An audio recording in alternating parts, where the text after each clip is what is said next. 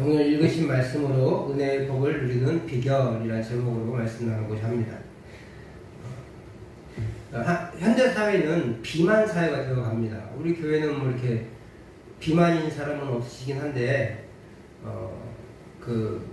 뭐 미국이나 이런 유럽은 더 심하고 또 우리 도시에만 가도 비만인 사람들이 상당히 많습니다. 그냥 풍채가 좋은 거 말고 비만인 사람들이 굉장히 많아요. 물론 풍채가 좋아도 이렇게 요즘은 그것이 옛날에는 그게 축복이었는데 복이었는데 요즘 풍채가 좋은 게 흠인 세상이 되어버렸어요. 그래서 풍채가 좋은 것도 이제 풍채가 좋지 않게 하려고 애를 쓰는 모습들이 많이 있습니다. 그러다 보니까 다이어트가 열풍이에요. 우리나라도 이제 수많은 사람들이 다이어트를 하는데 연예인들이 어느 날 갑자기 살을 쫙 빼서 오거나 몸짱이 되어서 오기도 합니다. 근육질 몸매를 만들어 오기도 하고 그렇게 또 요즘은 육체미를 과시하는 여자분들도 많이 있으시더라고요. 그렇게 몸을 아주 탄탄하게 만드시는 분들이 많이 있습니다. 어떤 여성은요 정말 평범한 주부였는데 몸짱이라는 말의 효시를 만들어지는 분도 계세요. 그래서 평범한 주부였는데 몸이 점점 안 좋아서 운동을 시작하고 그래서 날씬해져가지고 일약 몸짱 아줌마라고 스타들에 오르기도 하고요. 그걸로 꽤 많은 돈을 버신 분들이 계세요. 그런데 다이어트를 해서 살을 쭉 뺀 사람이 어느 날 갑자기 다시 쪄서 왔어요. 그런 일들 많이 보셨죠? 많이 들어봤을 거예요. 이걸 이제 요요 현상이라고 해요. 요요 현상. 굶는 다이어트를 하는 사람들이 주로 그렇게 된다 해요. 그래서 굶는 것은 어차피 다시 며칠 있으면 먹기 때문에 그렇게 큰 의미가 없습니다. 그러나 식사를 조절하면서 운동을 병행하는 그런 이제 다이어트가 이제 요즘 그래도 열풍인데 예전에는 이렇게 그런 상식이 많이 없어서 무조건 굶었어요. 그러다가 이제 목표량에 도달하면 먹기 시작하면 다시 찌는 거죠. 문제는 이 세포가 한번 불어났었잖아요. 그 불어난 걸 기억하고 있대요, 몸이. 그래서 줄어드는 건 굉장히 어려운데 예전보다 처음에 쪘을 때보다 빨리 찐다고 해요. 그래서 조금만 방심하면 다시 살이 찌는 거예요. 그걸 뭐라고 한다고요? 요요 현상이라고 해요. 이 요요 현상이 생기지 않기 위해서는 몸무게가 줄어든 이후에 1년 이상의 긴 시간을 두고 관리해야 된다고 합니다. 물론 여기에 뭐 다이어트를 하신 분이 없으실 것 같은데 평생 안 하셨죠, 한 번도. 네, 만약에 하신다면 그렇게 1년 이상의 관리가 필요해요. 그래야 뭐 세포가 이제 기억을 하는 거예요. 그래서 살찌는데 시간이 좀 오래 걸린다고 그래요. 근데 있잖아요, 신앙생활도 마찬가지. 우리는 원래 죄의 본성을 가지고 태어난 사람들이에요. 그나마 모태신앙으로 태어난 사람들은 이렇게 규제가 있어서 그 틀을 벗어나기가 쉽지 않지만 모태신앙이 아닌 분들이 어느 날 예수님을 믿으면 자꾸 옛날 본성을 회개해요. 저희 아버지도 이제 아내가 예수님을 믿어서 어쩔 수 없이 교회 다니다가 집사직분을 받고 안수집사가 되고 막 그랬어요. 근데 어머니가 깜짝 놀란 게 어느 날 같이 외갓집에 갔는데 외삼촌들하고 담배를 피우고 있더래요. 아버지가 골초였거든요. 담배를 피우고 계신 거예요. 그 모습 보면 담배는 끊을 줄 알았네 그랬어요. 술은 어울리다 보면 마실 수 있지만 담배는 그런 게 아니잖아요. 그러니까 어머니가 너무 깜짝 놀라서 내가 술을 마시는 건 이해해도 담배는 이해가 안 된다 그러면서 이제 티격태격 하시는 모습들을 본 적이 있어요. 왜 그래요? 20년간 30년간 담배를 피신 분이 이제는 끊어야겠구나라는 의지를 가지고 끊으신 거예요. 근데 앞에서 계속 담배를 피우고 있으니까 나도 한 대 줘봐 그러는 거죠. 그게 우리의 본래의 모습이에요. 죄악된 본성을 가지고 있는 사람들이기 때문에 그 죄악된 본성을 거스르는 게 사실은 어려워요. 그래서 조금만 방심하면 그 죄악된 길로 들어가게 되는 거죠. 그러다 보면 죄악의 길로 사로잡혀 가게 되고 하나님과 관계가 다시 멀어지게 되는 거예요. 그렇다고 우리가 교회를 떠나냐? 그렇지는 않아요. 그렇지는 않지만 교회는 출석하고 예배는 드리고 앉아는 있고 또 교회에서 뭐 봉사하자고 그러면 봉사도 열심히 해요. 하지만 마음 한구석에서는 하나님은 점점 멀어지고 내가 드러나고 그런 거죠. 그거를 우리는 영적인 요요 현상이다라고 얘기할 수 있어요. 처음 받은 하나님의 은혜, 그 은혜의 순수함을 가지고 열심히 말씀 보고 찬양하고 기도하는, 그건 재밌었어요. 너무 즐거웠죠. 근데 어느 순간부터는 그게 일이 되고, 안 하면 욕먹을 것 같고, 안 하면 창피할 것 같으니까 하게 되는 거예요. 물론 그것도 참 감사해요. 왜냐하면 그렇게라도 유지하면 그것이 조금씩이라도 은혜가 되고 나를 돌아보는 자기 성찰의 기회가 되거든요. 그래서 은혜의 길에 다시 접어들게 되고, 그게 중요한 습관이긴 한데 그러지 못할 때가 훨씬 더 많은 게 문제인 거죠. 영적인 요요 현상, 한 번 받은 은혜로 은혜를 지속적으로 누릴 수 없는 거예요. 그래서 영적인 요요 현상이 나타날 수밖에 없어요. 얼마 전에 제가 고백한 적도 있잖아요. 그 대학 다닐 때 그 예배 채플 주보 보여드리면서 한 번의 기도로, 한 번의 결단으로 평생 헌신할 수 있으면 얼마나 좋을까, 뭐 이런 글을 썼다고 그랬잖아요. 저도 그 대학 시절에 그렇게 영적인 요요 현상들을 계속 경험했던 것 같아요. 그러니까 너무 고통스러운 거죠. 명색이 신학생인데. 그렇다면 이 영적인 요요 현상을 어떻게 극복할 수 있을까? 오늘 본문을 통해서 이 영적인 요요 현상을 극복하고 복을 누리는 비결을 알아보고자 합니다. 이스라엘은요, 가나안을 정복하고 땅을 분배받아서 평안한 삶을 살게 되었습니다. 그리고 여호수아는 나이가 차서 이제 하나님께로 돌아갈 때가 된 거예요. 자신의 죽음을 감지했습니다. 그래서 여호수아는 이제 마지막으로 백성의 지도자들을 모았습니다. 그리고 이 4절에서는 이제 백성들, 물론 지도자들에게 말하는 거지만 그것을 통해서 백성들을 가르치려고 합니다. 이 당부에서 여호수아는 가장 먼저 하나님이 베풀으신 은혜를 기억하게 해요. 그래서 지난 정복전쟁과 그리고 10여 년도의 그 정착생활들에 대해서 하나님의 은혜를 기억하게 합니다. 이 모든 정복전쟁이 하나님의 전적인 은혜였고 앞으로도 그 은혜를 베풀어 주실 것이다 라고 말해요. 그래서 5절에 이렇게 얘기합니다. 같이 5절 말씀을 우리 같이 읽어보겠습니다. 23장 5절 말씀 같이 읽습니다. 시작. 너희의 하나님 여호와가 그가 너희 앞에서 그들을 쫓아내사 너희 목전에서 그들을 떠나게 하시리니 너희 하나님 여호와께서 너희에게 말씀하신 대로 너희가 그 땅을 차지할 것이다. 이미 차지했잖아요. 근데 아직 조금 남은 게 있어요. 그죠? 그 남은 것들 앞으로 더 차지할 거라는 거예요. 하나님께서 앞으로도 계속 함께 하실 것이기 때문에. 이제 여호수아는 이스라엘이 하나님을 통해 이러한 은혜를 받았고 앞으로도 은혜를 베풀어 주시는데 그 은혜를 지속적으로 누리는 방법을 이제 가르칩니다.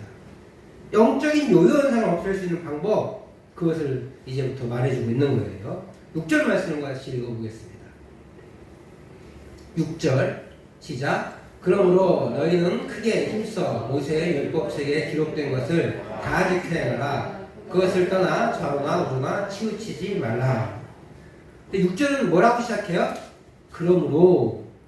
이 말은 앞에 이제 2절부터 5절까지 하나님의 은혜에 대해서 얘기했잖아요. 여호수아가. 제가 5절만 읽긴 했는데 그 5절까지 말한 하나님의 은혜를 받은 사람들이 마땅히 해야 될 결론이다 라는 거예요. 하나님께서 은혜를 베풀어 줬다. 그러므로 우리는 어떻게 해야 된다 라는 거죠. 그러니까 은혜 받은 사람으로, 그리고 앞으로 은혜를 지속적으로 받을 사람으로 마땅히 행할 바를 가르치고 있다는 것을 우리는 알 수 있어요. 먼저 여호수아는 그 율법을 지켜 행하라고 말합니다. 좌로나 우로나 치우치지 말고 오직 말씀대로 살라고 말하는 것이에요. 이 말씀이, 율법이라는 단어를 우리는 율법주의라는 말을 듣고 자꾸 부정적으로 생각하는데 그렇지 않아요. 율법은 오늘날로 표현하면 그냥 성경 말씀이에요. 하나님 말씀이에요. 그걸로 이해해야 돼요.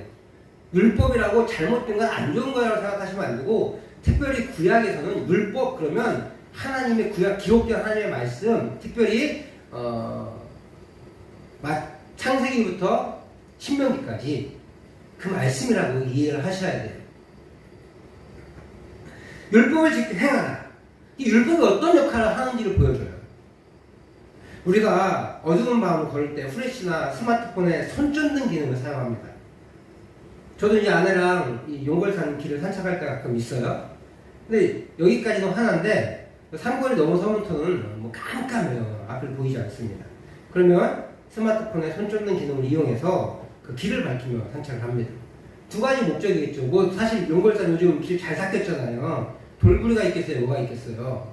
근데 그래도 발 밑에 뭐가 있는지 모르니까 그 빛이 갑니다. 혹 길 잘못 들어서 옆으로 떨어질까봐 진짜 그 정도로 깜깜하거든요. 그렇게 그런 것을 방지하기 위해서 손전등을 켜고 가는 거예요.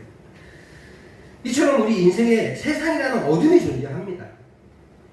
그래서 때로는 우리에게 돌풀이가 되기도 하고 때로는 수렁이 되기도 합니다. 이 어두운 세상이라는 돌풀이에 걸려넘어지지도 않도록 또 수렁에 빠지지 않도록 빛을 비춰주는 것이 바로 하나님의 말씀이에요. 우리 인생의 기준이 되어서 세상에 가차없는 공격에 흔들리지 않는 기준이 되어주는 것이 바로 하나님의 말씀입니다. 그러므로 말씀을 늘 가까이 해야 돼요. 하나님의 말씀을 나침반 삼고 그 말씀이 지시하는 방향으로 올바르게 걸어야 신앙의 길을 잃지 않을 수 있습니다. 물론 우리는 굉장히 바쁘게 살죠. 그럼에도 우리가 24시간 말씀을 볼 수 없지만 규칙적으로 시간을 정해놓고 우리가 말씀을 볼 수 있는 거예요. 말씀을 가까이 할 수 있습니다. 읽기가 어려우시면 들으셔도 되고 또 들어도 이해를 잘 못하시겠으면 목사님들의 설교를 청취하는 것도 좋습니다. 요즘 TV에도 많이 방송되잖아요. 그렇게 목사님들 설교들을 청취하는 것도 좋습니다. 그렇게 우리의 시간들을 정해서 하나님의 말씀에 집중하는 시간들을 갖는 것이 우리 인생에 꼭 필요합니다. 그래야 세상의 기준이 흔들리지 않고 하나님의 말씀에 집중하여 그 기준대로 살아갈 수 있게 되는 것입니다. 두 번째 장군 7절에 나옵니다. 7절 말씀을 같이 한번 읽어보겠습니다. 시작. 너희 중에 남아있는 이 민족들 중에 들어가지 말라. 그들의 신들의 이름을 부르지 말라. 그것들을 가리켜 맹세하지 말라. 또 그것을 섬겨 그것들에게 전하지 말라. 아멘. 너희 중에 남아있는 이 민족들 중에 들어가지 말라 라는 말은 무슨 말이냐면 그들과 혼인관계를 맺지 말아라 라는 뜻이에요. 왜 혼인관계를 맺지 말아야 되느냐? 그 뒤에 나와요. 뭐 하지 말래요? 혼인 얘기하면서 민족 중에 들어가지 말라고 하면서 뭐라고 얘기하고 있어요? 신들을 부르지 말고 맹세하지 말고 절하지 말래요. 이 말은 우상 숭배하지 말라는 거잖아요. 그러니까 오늘 본문은 결혼과 우상 숭배가 굉장히 밀접한 관계가 있다는 걸 보여줘요. 그래서 이방인과 결혼하는 것이 굉장히 위험합니다. 그래서 그것을 하지 말라는 거예요. 그러면 우리는 그러면 남크리스천들과 결혼하지 말아야 되나? 물론 그렇습니다. 그리스도와 벨리알이 좋아질 수 없다고 분명히 고린도서에서 바울 사도가 가르칩니다. 벨리알이라는 것은 이제 사단의 후예들이라는 거거든요. 그러니까 그리스도인들은 그 예수 믿지 않는 사람들과 결혼하지 않는 것이 좋습니다. 그럼 무조건 안 됩니까? 그렇지 않아요. 욕심에 의한 건지 사명에 의한 건지 분별이 필요해요. 성경에서도요 이방인과 결혼하는 걸 적극적으로 찬성한 게 있어요. 어디 나와요? 룻기에 나오죠. 룻기의 보아스와 룻이 결혼이 그렇습니다. 룻은 모압 여인이에요. 그런데 보아스와 결혼해서 다윗의 할아버지인 오벳을 낳았습니다. 이것은 다윗 왕조가 어떻게 형성되어지는지를 보여주는 거거든요. 그래서 이 룻의 역할이 굉장히 중요한데 더더군다나 놀라운 건 잘 알고 있잖아요. 다윗은 누구의 조상이에요? 예수 그리스도의 조상이에요. 육적인 조상이에요. 예수님의 족보에 이 모압 여인이 올라가 있는 거예요. 이 말은 무슨 말이겠어요? 하나님이 이방인과의 결혼을 무조건 반대한다는 것은 아니라는 거예요.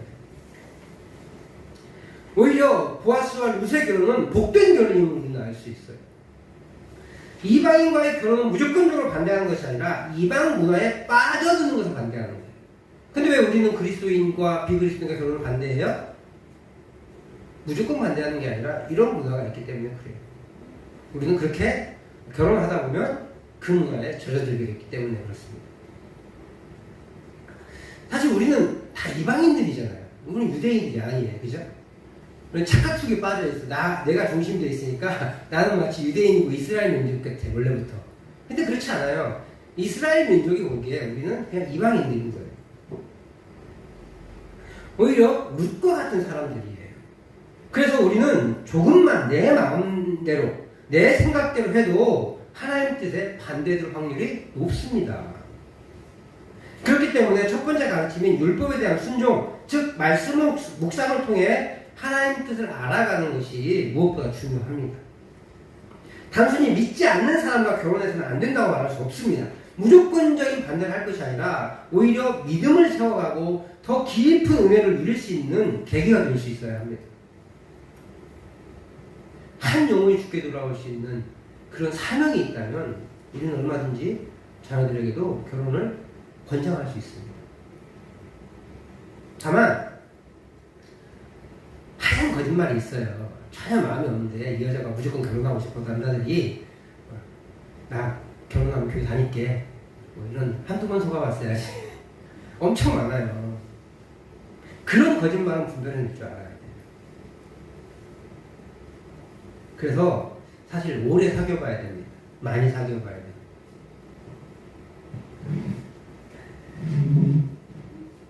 상대에게 신앙적인 영향을 주는 것이 중요합니다. 세상에서도 마찬가지예요. 오늘 성경이 들어가다라는 말을 사용한 것이 결혼을 의미하는 것이기도 하지만 더 넓은 의미로 해석될 수 있잖아요. 그래서 뭐랑 연결시켰어요? 우상숭배랑 연결됐잖아요. 우상숭배는 그 이방 문화에서 너무나 당연한 거예요. 우상을 섬기지 않고 그 사회에서 존재할 수가 없으니까. 우리는 세상과 결혼해서는 안 됩니다. 세상을 연모하고 세상의 가치를 따르고자 해서는 안 된다는 거예요. 이것이 세상에 들어가다라는 말의 의미일 것이에요. 하나님의 가치에 분명히 서서 하나님의 뜻을 행할 것을 오늘 성경은 가르치고 있는 겁니다. 여호수아는 이제 우상숭배를 반대하면서 곧바로 여호와를 가까이 하라 라고 말합니다. 우리 8절 말씀 같이 한번 읽어보겠습니다.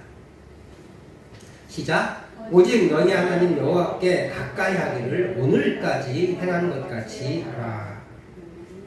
여호와께 가까이 하라는 명령은 친밀함이에요. 친밀함. 그죠? 이 단순한 친밀함이 아니라 결혼관계의 친밀함이에요.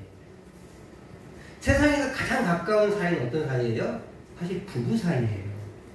부부 사이에는 가장 은밀한 것까지 다 보여줄 수 있는 거잖아요. 그게 부부 사이거든요. 하나님 여호와를 가까이 하라라는 말은 하나님과 부부 사이처럼 가까이 지내라는 뜻입니다. 단순히 그냥 조금 친한 관계, 베스트 프렌드 이 정도의 수준이 아니에요. 남편과 아내의 관계의 표현입니다. 그렇게 결혼이라는 약속을 통해 남편과 아내가 되듯, 그래서 그렇게 친밀해지듯 그 어떤 지간보다 가까운 무촌지간이 되듯 언약을 통해 언약적인 친밀한 관계가 들어갑니다. 그런데 오늘 기준을 뭐라고 잡았냐면 오늘까지 행한 것 같지. 누가요? 이스라엘이. 지금까지 이스라엘은 어떻게 했어요? 하나님과 친밀해지는 거예요.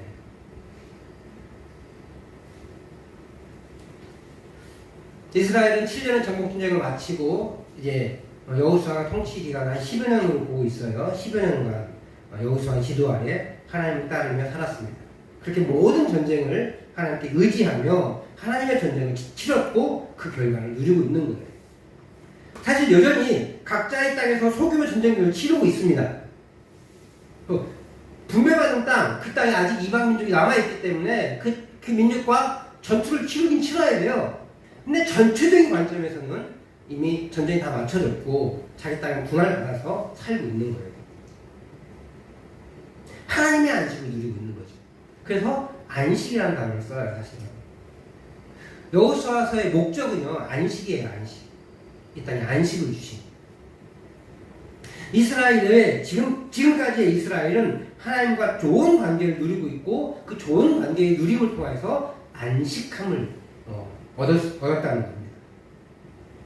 우리 인생에서도 하나님을 의지하는 친밀함을 누리길 소망합니다. 아내가 없이는 남편이 살 수 없어요. 아내가 없는데 남편이라는 말을 어떻게 써요? 반대로 남편이 없으면 아내가 살 수가 없습니다. 물론 여자들은 강하니까 혼자는 살 수 있지만 아내로서 살지는 못하잖아요.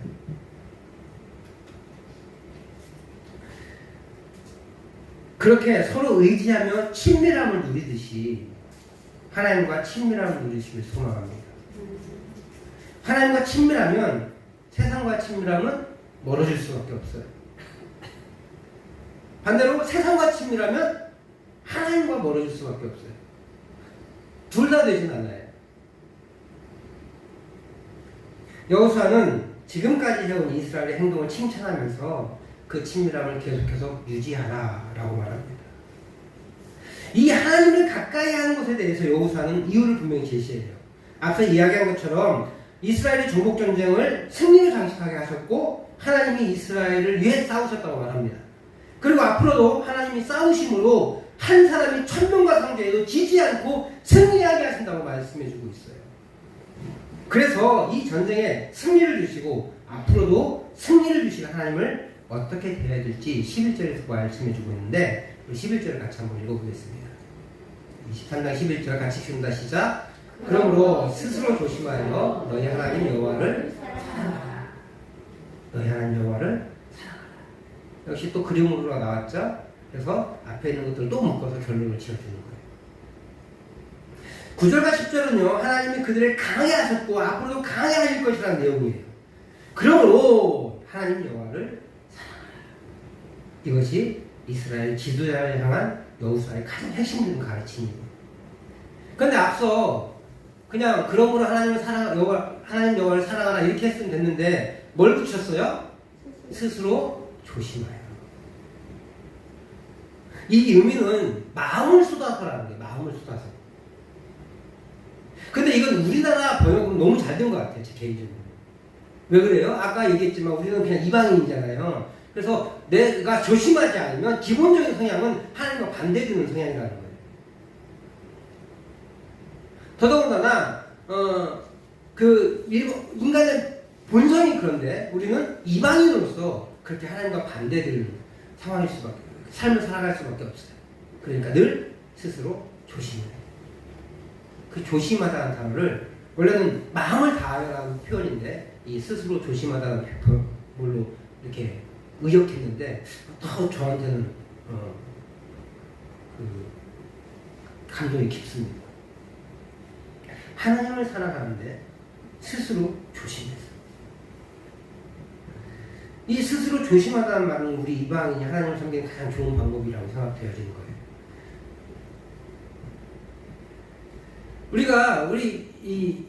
우리 한민족은 기본적으로 어떻게 생각해요? 조선 사회에서 추구하는 입신양명을 중요시 여기죠. 입신양명을 좋은 복이라고 생각하는 거예요. 내 몸을 세워서 이름을 드러내는 거. 그걸 좋은 신앙이라고 보는 거죠. 그런데 그건 유대적이에요. 아니 유교적이에요. 유교적. 하나님은 이것을 뭐라고 이해하시냐면 세상의 신을 섬기는 것과 같다고 얘기해요. 기본적으로 계속 반복되는 얘기지만 우리 인간은 하나님 뜻에 반대되는 삶을 살아갑니다. 죄악된 본성이 우리 안에 남아있기 때문에 그래요. 앞서 얘기한 것처럼 우리 민족은 이방인으로서 유교에 깊이 뿌리박혀 있고요. 지난 600년간 그래왔으니까 또 더 깊은 유교도 여기에 벗어날 수 없는데 유교도 불교도 여기서 벗어나지 못하는 게 하나 있어요. 미신문화예요.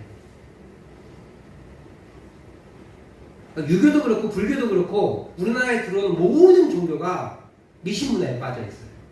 샤머니즘이라는 말인데 이 말에 사실은 기독교도 사실 굉장히 많이 빠져 있어요. 그래서 우리는 이걸 기억해야 돼요. 분리시킬 수 있어야 돼요. 이 샤머니즘이라는 미신문화랑 분리시킬 수 있어야 돼요. 근데 우리도 모르게 다 미신문화에 빠져 있는 거예요. 우리도 모르게. 이게 기독교인지 미신인지 분간을 못할 수 있어요. 심지어 목회자들도 그래요. 그래서 조금만 편하게 마음 먹어도 하나님 뜻에 반대되는 삶을 살 수밖에 없는 거예요. 우리는 이것이 종교 생활이라고 하고 신앙 생활이라고 생각하고 살았는데 하나님은 내가 너를 도무지 모른다고 말할 수 있다는 거예요. 그래서 우리는 스스로 조심해야 돼요. 내 마음을 분간하고 하나님의 방식인지 아닌지를 분간할 줄 알아야 되는 거예요.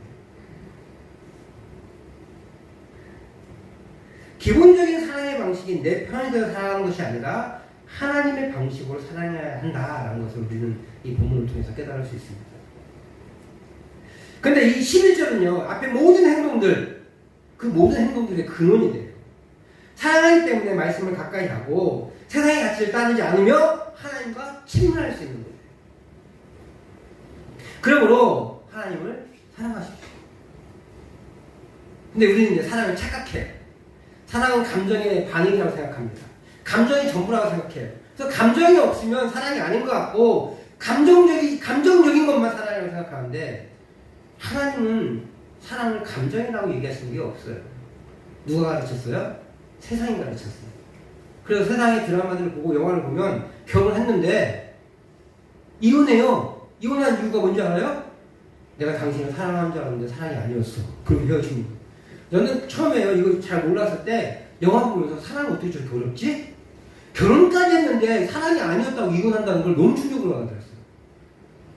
잘못된 가르침이었어요. 알고 보니까. 사랑은 의지예요. 결혼은 의지입니다. 내가 저 여자를 사랑해야지. 내가 저 남자를 사랑해야지. 그래서 사랑하기 위해서 결혼하는 거예요.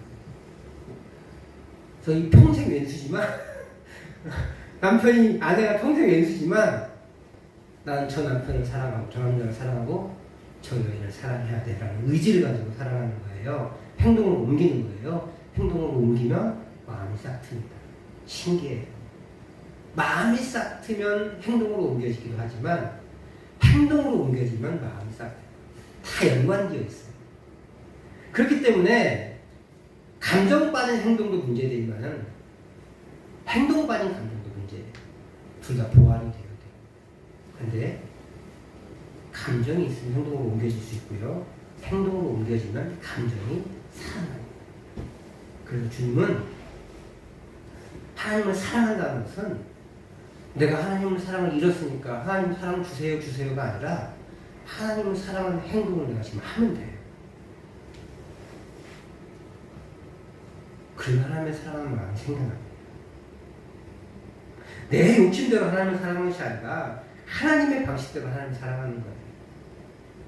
나한테 뭐 주면 아이고 주님 사랑해요 이러고 안 주시면 주님은 나를 사랑하지 않아 라고 하는 것이 아니라 주든지 안 주든지 똑같은 마음으로 이것도 하나님이 나에게 주신 은혜이겠지.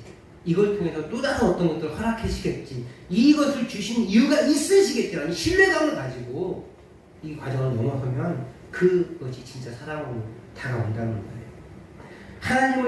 하나님의 뜻을 우리가 이해해야 돼요. 하나님의 방식이 익숙해져야 돼요. 하나님을 향한 눈길을 우리가 바라볼 줄 알아야 돼요.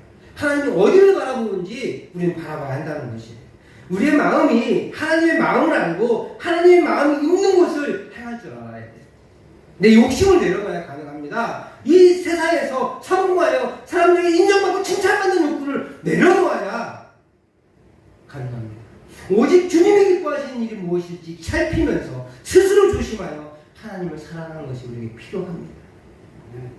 그래서 우리는 하나님의 마음을 읽을 줄 알아야 되지.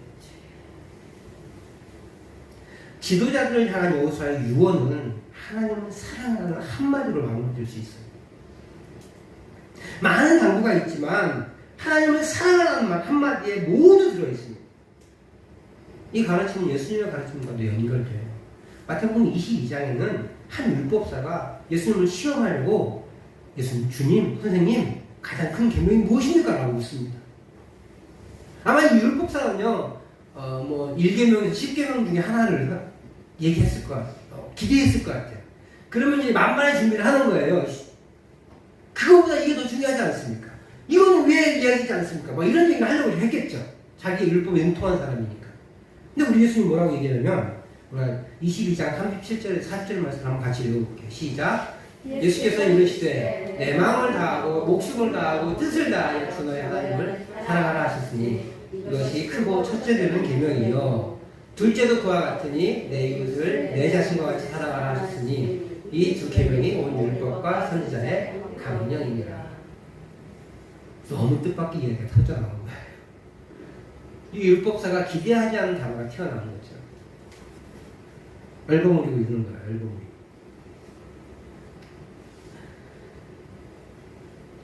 우리는요 10계명을 1계명과 4계명은 하나님과 관련된 계명이고 5에서 10계명은 사람과 관련된 계명이라고 여깁니다.